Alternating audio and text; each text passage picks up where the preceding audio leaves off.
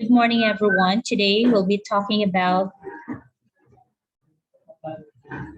the domain 5, communications and information, policies and procedures, terms and notations, and important concepts. The objectives of today's video is number 1, to possess skills in relating with, dealing with, and forging relationship with the people. Number 2, to be able to build relationships with individuals and organizations anchored on mutual trust, honesty, openness, respect, and commitment towards sharing the same vision for the attainment of institutional goals. Strand 5.4, which is communications. Career stage 1. 5.41, demonstrate competent skills in speaking and writing, as well as utilizing communication platforms in communicating with teachers, learners, parents, and other stakeholders. Career stage 2, communicate effectively in speaking and in writing to teachers, learners, parents, and other stakeholders through positive use of communication platforms to facilitate information sharing, collaboration, and support. Career stage 3, mentor school personnel in communicating effectively in speaking and in writing, as well as in the positive use of communication platforms to facilitate information sharing, collaboration, and support. And the last stage, career stage 4, exhibit exemplary skills in communicating effectively in speaking and in writing to teachers, learners, parents, and other stakeholders to facilitate information sharing, collaboration, and support, and to ensure positive use of communication platforms within and beyond the school. We are a part of the huge Department of Education system where communication is mainly carried on through memoranda, orders, bulletins, and in-house memo, letters, circulars, and endorsements. With the acquisition of fax machines, email, and computers by some more affluent schools, fax messages, email messages, and web messages have been added in the list as the recent forms of communication. Parents, alumni, local government officials, the general public from the central office, division office, and district offices, as well as from other schools, sent letters or communications for various purposes. In daily discharge of role as instructional leader and administrative manager, school heads are in constant communication with the teachers and staff and other stakeholders of education. Thus, as school head, every day you are faced with the necessity of communicating, answering, transmitting, and endorsing communications. So here is the DepEd flow chart of communication. So we have the secretary. Next to that are the undersecretary, assistant secretary, regional director, bureau center, service directors, and then below that we have the division superintendent, we have the division office staff, the division chiefs, of course, then the division staff. Next to that is the district supervisor. We have the district office staff. Then after that, we have the principal, then going to the students. But of course, the principal should communicate also with the parents and the teachers. So types of written communication. So we have number 1, we have official correspondence. Number 2, business letters. And number 3, social and personal letters. Official correspondence, what is this? So DepEd Regional Division District School Order issued to as needed and are confined to announcement of policies or of matters of general and reasonably permanent in nature The contents of the order remain in effect until rescinded or amended. A school order is issued for school policies, instruction, or regulation which are of general application. Official correspondence, letter B. These are DepEd Regional Division District School Memoranda issued when the instructions, information to be conveyed, disseminated, are of temporary in nature. Examples are announcement of conferences, seminars, examinations, surveys, contests, celebrations, competitions, etc. A school memoranda is prepared for school-specific instructions and information which are temporary in nature and are usually applicable during the year of issuance. Next one, the letter C, we have the DepEd Regional Division District School Bulletin. Usually deal with matters which are more informational or instructional than regulative in nature. And letter D, we have the DepEd Regional Division District School Unnumbered Memoranda. Okay, these are similar to DepEd Memorandum, but limited to scope or concerns to only one or a few regions or offices. Okay, so a memorandum is sent to an official of DepEd. Example, district supervisor, district division supervisor, assistant schools division superintendent, or school division superintendent to request information authority, materials, supplies, or funding. You also send a school memorandum to your teachers to announce a directive, active, or assignment.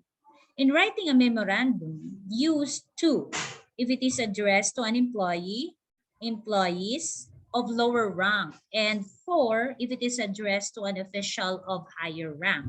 So for example, you are a principal and then you're going to address the letter to the division superintendent. Of course, you're going to use the word for. But if you're going to address the letter to the memorandum to your teachers, you're going to use the word to. So we have here the endorsement. What is it?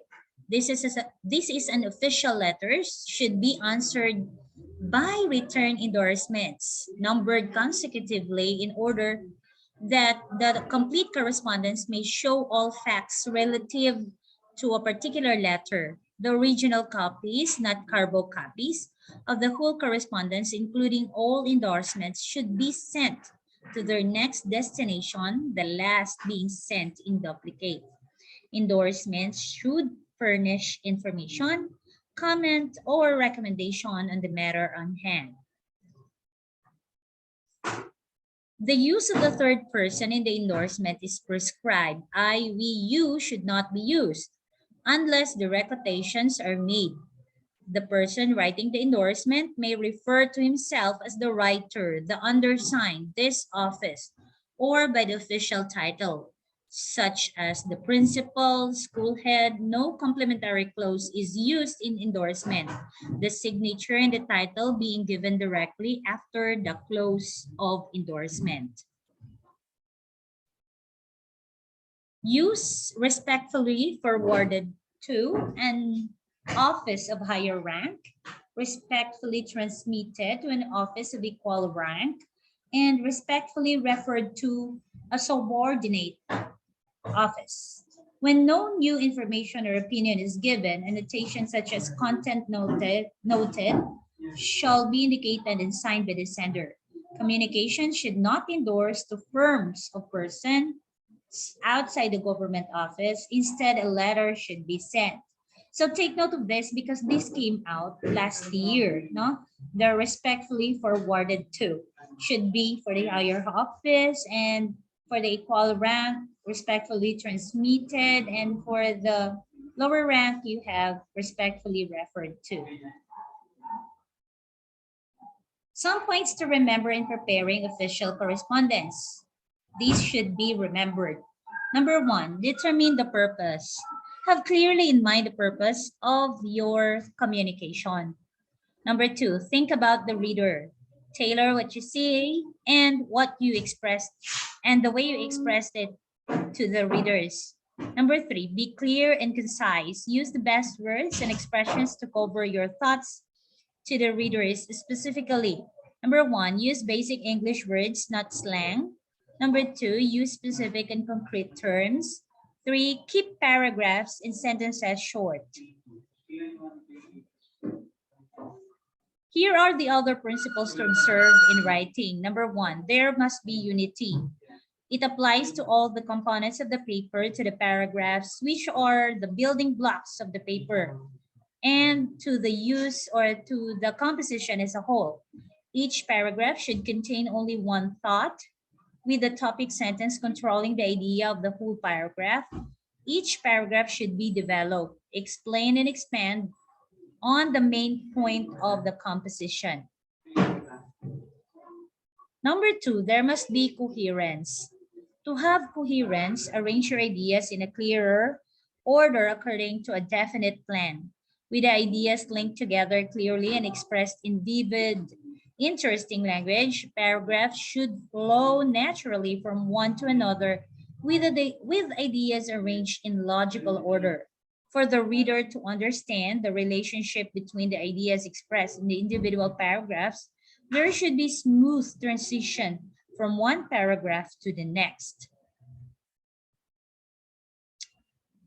Next, we have the emphasis. This means devoting more space to the more important points and explaining what needs to be explained fully.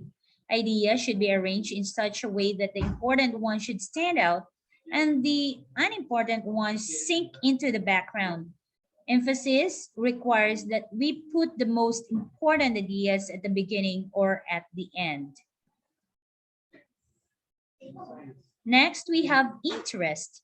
This requires that the composition be made as interesting and agreeable as possible by using concrete details judiciously.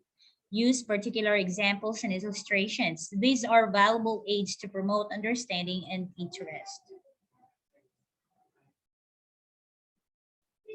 Last number, we have the conciseness. This refers to the economy, precision, and simplicity. This involves eliminating the following: wordiness, too many words. B, triteness or pretentiousness, too many high-sounding but overused words. Letter C, unnecessary repetition or redundancy. Here are the basic parts of the letters. Take note of this.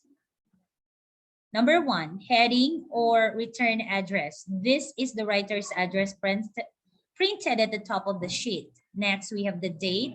This is written or printed below the heading. Spell out the month in the date. For example, 16th of November 2005.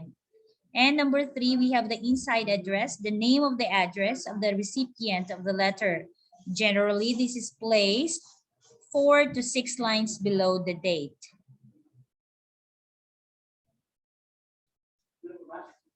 Next, we have the salutation.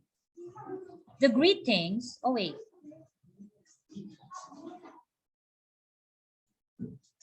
Okay, we have the salutation. The greetings, dear sir, madam, or dear Mrs. and Mr. is used in addressing one of the equal rank or a subordinate. A higher authority should be addressed as sir or madam.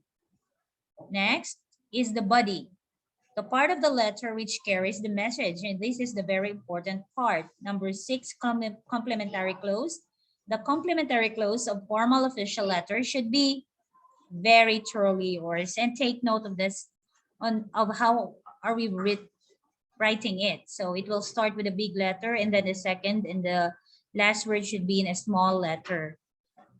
And the last one, we have the signature. All letters, whether typed or handwritten, must be signed by the writers or by the writer. So we have strand 5.4 samples. Okay, so guys, this is the very important one. So we have here the example of endorsement letter. Okay, please study that carefully, because if you will become a school head in the future, you'll be needing that. All right, here are another examples. The letter of request. So if you're requesting for school activity, here is the example. And if you're going to request for a station transfer, so you'll be needing this, all right? Oh, wait for a while, I'm gonna show you some. So we have here DepEd orders.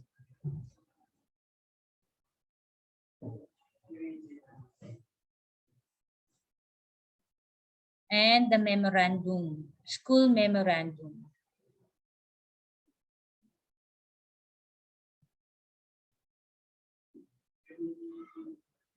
Okay, another example. Okay, so take note, we have here the school memorandum, it is numbered. And then we have used the word for. And here the principal, we use for because it's for subordinate, okay?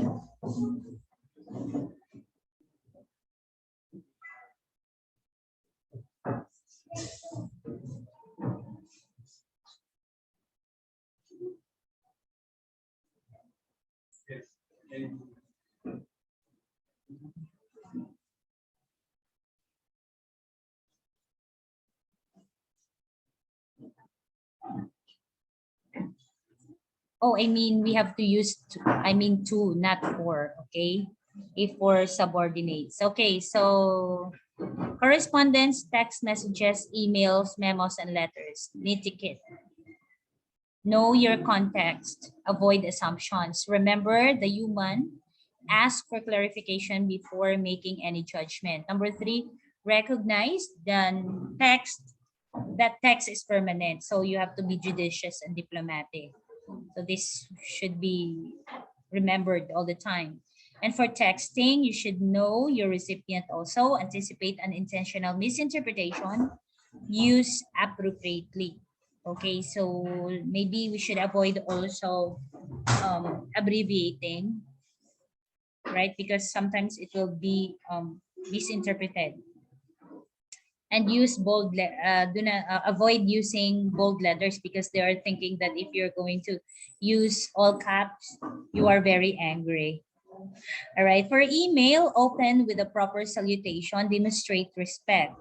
Okay, as what we had studied a while ago, we should use dear ma'am or dear sir. But if for higher ranks, we're going to use sir or madam. Okay, number 2, include a clear, brief, and specific subject lines. Close with signature, avoid abbreviation, and of course, it must be brief or concise.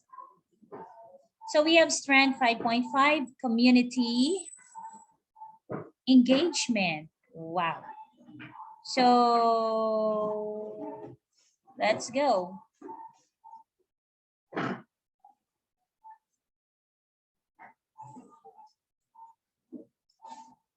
So maybe we're going to continue that next time, guys. All right. The 5.5, which is the community linkages. So there you have it. See you next time. Please don't forget to like, subscribe, and share this video. Goodbye.